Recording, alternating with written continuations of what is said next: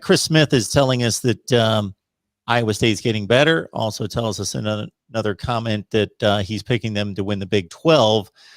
I'll put it this way, that if you look at the combination of Oklahoma and Iowa State, that it may not be the best year for Iowa State to be taking its best shot at Oklahoma, because the Sooners are so fortified with maybe their best and deepest talent in years. But this could be the best 1-2 punch in the Big 12 since maybe like 2009.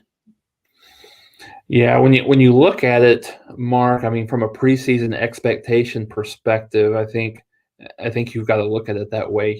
I think Iowa State, they should be ranked in the top 10 preseason.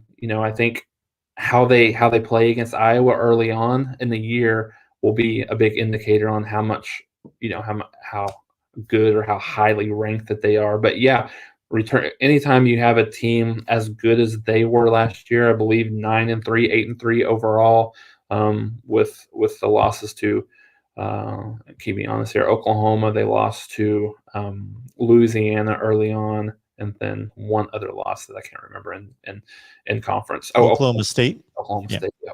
So, when you have a team like as good as they were, finish the year in the top 10, and you return 21 of 22 starters, you have a lot of expectations. But I think, in the same vein, when you look at it's kind of the same thought process when you look at the Big Ten and you look in the ACC. Can you pick a team other than Clemson?